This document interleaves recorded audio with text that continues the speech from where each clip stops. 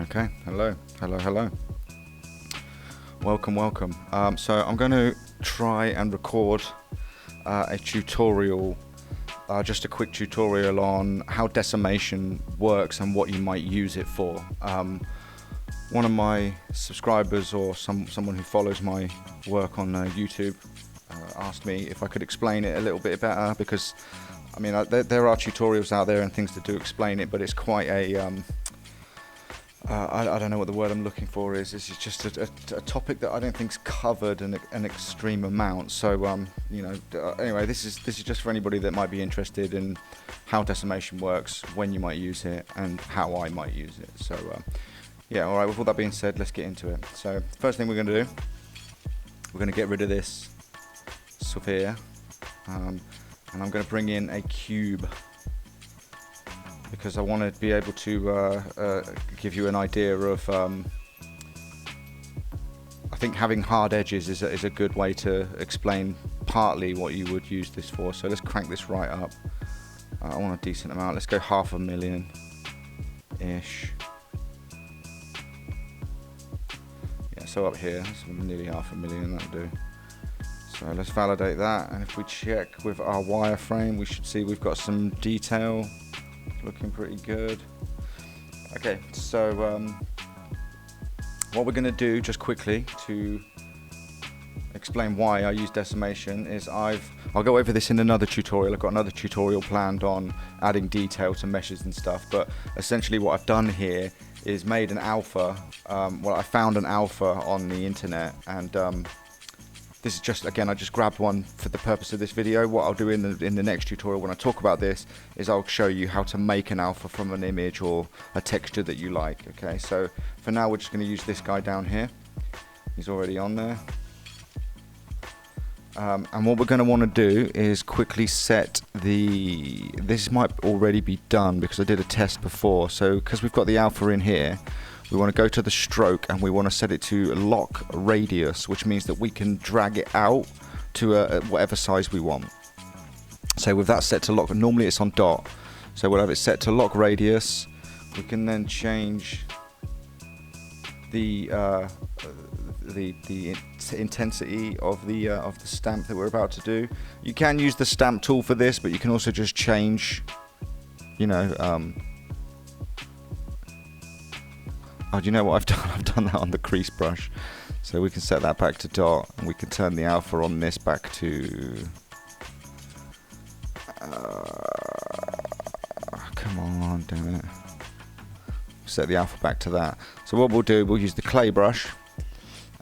We will go to alpha, which we're on. We'll grab the brick texture that we got from offline. We'll go to the stroke, we'll set that to lock radius so that we can drag it out, and we will turn symmetry off. And with all that being done, I think we can go ahead and do this. Okay, so yeah, so now that we've got all that set up, we can drag this out. Okay, so that's actually backwards, so let's go back to alpha, and we can invert this, and you see it switches the other way, switches out. So if we now drag out from the center of here, we should have a nice brick texture. Do you know what? I'm going to go even more detailed than that. I'm actually going to subdivide that a couple of times. Let's have some nice detail. So there we go. So there we go. We've got a nice brick texture on there. It looks pretty good. If you make these yourselves rather than just grabbing a JPEG off the internet, you'll end up with a better quality. But this is just for the purposes of this tutorial. So yeah, let's drag another one on with a little bit more fine detail on it, so you can see how I might use these. So that's a little bit much.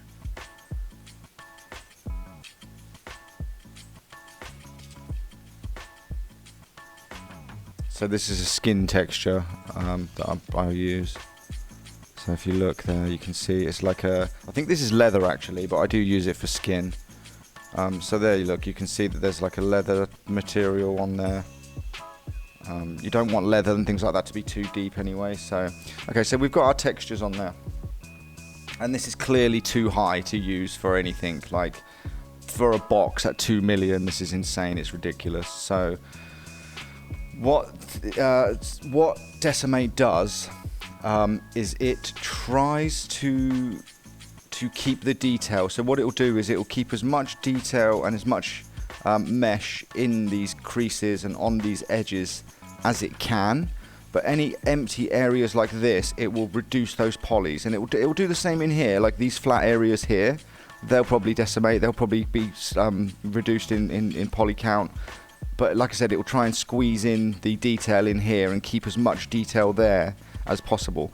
Obviously you can push this too far and it will just destroy the detail. So let's just do a quick run through of it. So what you want to do is you want to go to the resolution tab here where you can choose all of these. Go to miscellaneous, and then if you come down to, where's decimate? Decimate is here. So I've got it set to percentage, so I'm going to reduce it by 50% and just see what it does. And if it doesn't clear up enough here, I'll reduce it more and see how much detail I can keep in here, right? So let's go 50% for now, and we'll see what happens. So it'll calculate. I mean, it's reduced it to just under 1 million, but I don't think it's enough. Let's see how much detail we've managed to keep. Quite a lot of detail still, and we've reduced it by a third at least, or well, it says 50%, so it was 1.9 million, I think. So let's undo that so that we're back to nearly 2 million. We'll go back to our tab, let's lock that open, and let's reduce this by 75% and see what we get. So still kept a lot of detail. You know what, let's go back, let's reduce this by 50% and we'll do it a second time. So we'll go 50% decimation, that'll take it down to under 1 million. We've still got some decent detail. If you look at the inspector, at the wireframe, and we zoom in, if we zoom in on here, you can see that it has tried to reduce around the edges, but if you notice in these creases, it's kept to the detail, and it's reduced here where it's flat, and there's not too much going on, right? So let's go back again, and we'll reduce it by another 50% and see what we get. Again, 900k, it's not bad. Let's keep going, let's decimate some more. What are we down to? 4. Let's try and get this down to about 200k. See what we've got. Okay, so we've lost some detail, but not an awful lot. So if we pull away from it, which is where you're going to be looking at most of these textures from, that still looks pretty good. And if you notice, it's kept all of the sharp edges, all of the detailing in here. That's not bad. I mean, it's still a bit high for a cube, but again, this is an example. Like, look at here where it's tried to keep as much of the detail in here as possible. And if we zoom in on that, you can see all of the high points where it's kind of flat. It's tried to reduce it in the middle. Let's reduce it even further and see what we end up with. Let's go another 50% decimate. 122k. It's still keeping a lot of the detail there. It doesn't look too great, but it's better than I imagined. When I tried to use this quite some time ago, because I've been using Nomad for a couple of years, maybe a few years now. And the first time I tried to use Decimate, it kind of just destroyed the detail. So it's got a lot better. This is a lot better than I was anticipating, actually. So one of the issues with this, let's decimate one more time and really push it down and see what we can get. 61,000. And look at that, where it's reduced all of the mesh there, and it's kept these strips here to try and keep it.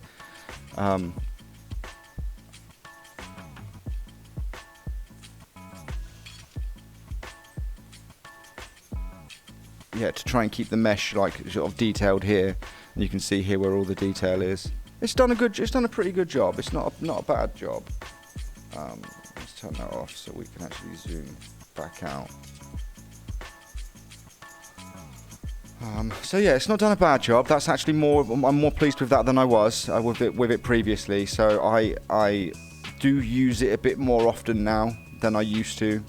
But I'll give you an example now as well of times where I would probably do what I like to call a manual decimate.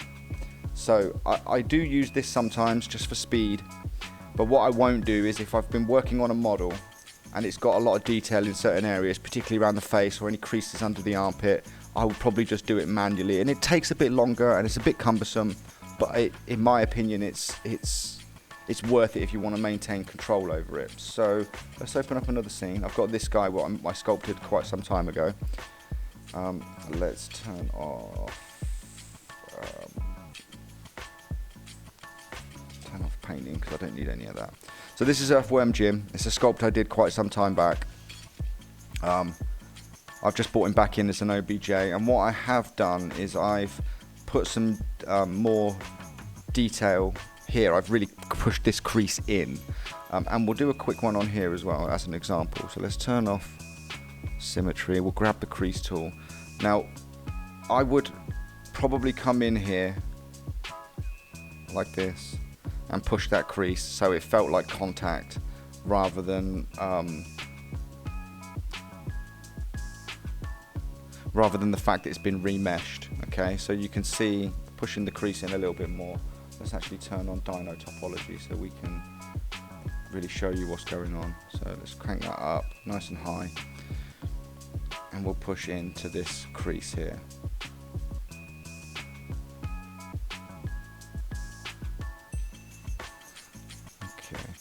I might even, in some situations, I might come in here from a mask in. I mean, in some situations, I do this quite a bit. So let's reduce the brush size. I'm going to come in here and clean up some of this edge.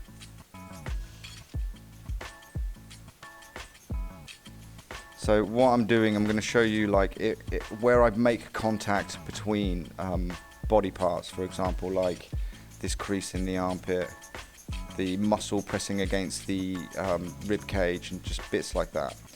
And I want to push it in so that I can sort of show you what I'm getting at. So if I've masked that off and I want this to feel more like a crease, or the skin is folded over it, you can come in, grab that and start moving it about a little.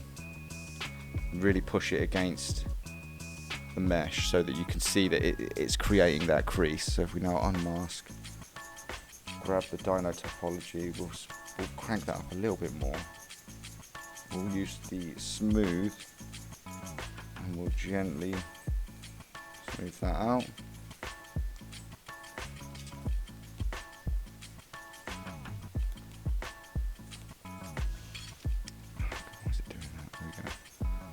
So yeah, we'll grab that crease, we'll gently smooth some of this area out just so it looks a bit nicer. And if you see, there's still a bit of a lip there. It's not a perfect job. Again, I would probably spend a bit more time on this if I was gonna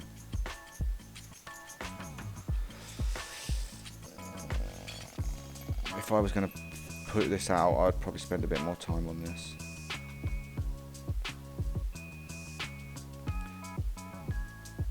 Okay, so there's just a quick example. It looks a bit more, the crease is a bit more pronounced than it was. So if you look on the other side here, for example, you can see it's just kind of really smoothed out where I reduced the poly so much.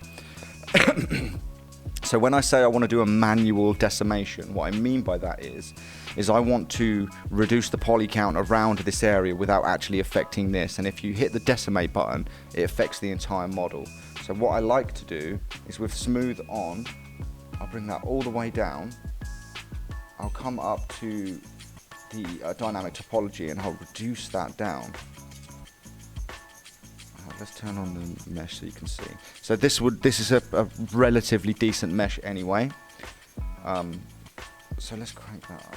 So we've got some decent feeling. Okay, so now a manual decimation means that I want to keep this detail, but I want to smooth away and I want to reduce the poly count. So what I'll do is again, you remember to bring this down to nothing when you're smoothing, because you don't want to actually smooth the model out. You just want to kind of relax the mesh around it, So you can then come in, you can just literally just draw over the entire thing, except for any areas where you want to keep the detail.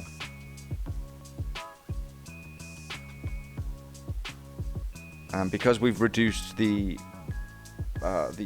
pressure on the smooth, it's not actually creating a smooth.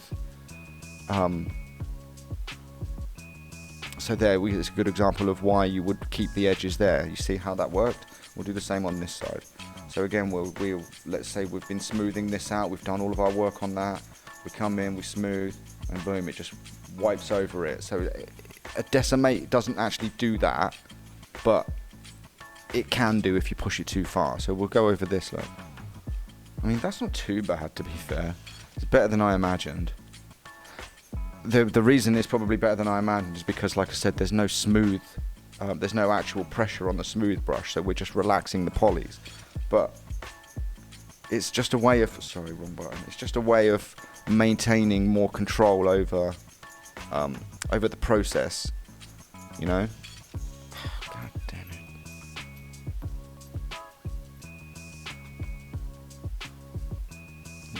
So it's just a way of maintaining control over the process, and if you want to do it manually and keep as much detail in here as you can, I usually use this around the hands. The hands have to be like, when you do knuckles or skin or anything like that, they have to have a higher poly count than a lot of other areas on the body.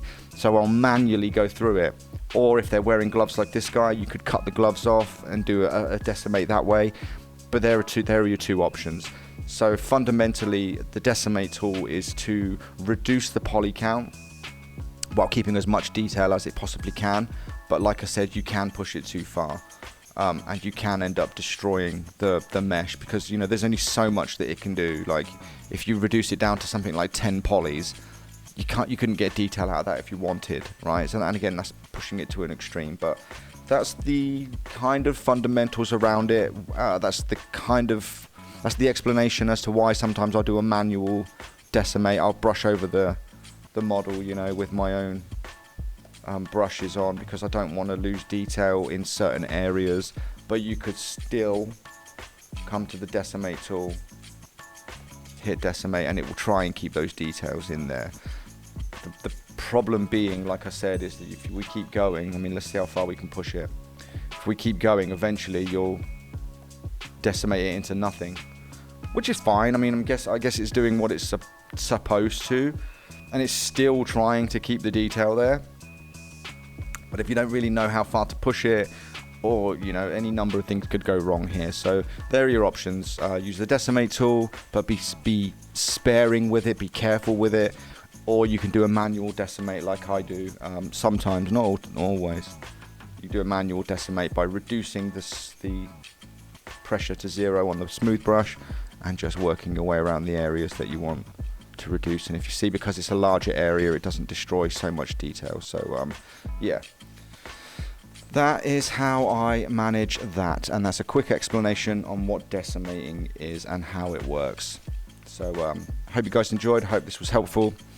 I'm working on a Ninja Turtle at the moment, which I'm going to do a couple of tutorials around that. I'm going to work on a stylized eye tutorial and a detailing tutorial. So that will be how I create alphas from images and textures to bring into Nomad and to use inside of Nomad. So yeah, thanks for joining me, guys, and I'll catch you soon. I'll see you in the next one. Happy sculpting, everybody.